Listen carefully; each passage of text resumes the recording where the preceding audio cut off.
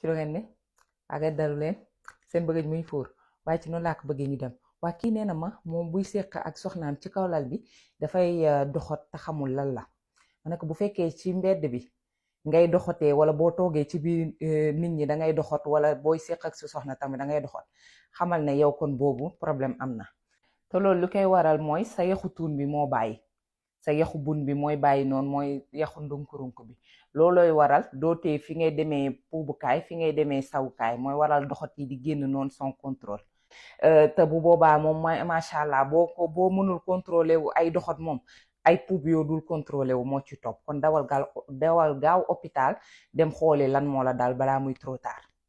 bu fekkee nag ci biir néeg bi dong booy seq ak sa soxna rek ngay doxat moom wax dëgg yàlla jàppal ne amoo benn problème li koy waral mooy position yi ñuy jël ci kaw ci biir néeg bi ci kaw lal bi yenn saa yow ku góor ki ngay juutu yenn saa booy nuuru buuj ça dépend position bi ngay jël yenn saa yi ak sa soxna booy soq ci gënn gi tam ça dépend position bi ngay jël pour soq ci gënn gi loolooy waral boo juutoo nii wala yenn yooyu sa bun bi air da ciy solu bu ci air solo noonu nag boo jugee xam nga air bu dugg dina génn moom lu dugg génn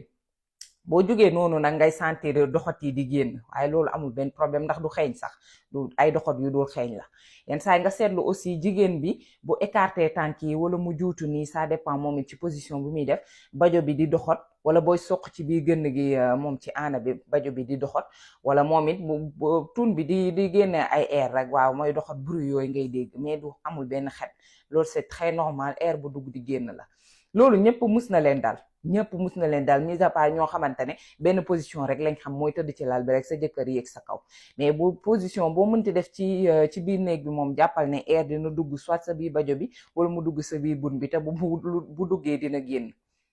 nii la cas bi demee waaw voilà j'espère que répondre naa sa question bi bu baax tëddal nga nelaw bu fekkee ci néeg bi dong la lay dal xanaa xamu leen ne doxot day tax yow ak sa borom kër kersa gi dañ parce que yow ku jigéen ki boo toogee nii ngeen di waxtaan yenn saa nga jékki-jékki rek maye doxat waaw sa jëkkër benn yoon nga koy def ñaari yoon ñetti yoon da koy miin ci yow bu boobaa dootu ko defati problème ay ree la leen di def yéen ñaar ñëpp bu boobaa day tax kër gi neex góor ñu bari moom duñu doxat ci seen kanamu soxna te man loolu d'accord naa ci parce que loolu day wàññi sa kilifteef ci biir kër gi doxat gi moom bàyyi ak jigéen ñi rek waaw yow boo wéetee boo demee ci bés bu la neexee doxat yow ak yàlla doo nga xam mbir ma nu mu fa demee cas bi nii la demee voilà di leen jaajëfal di leen naan ba beneen yoon wasalaam ciao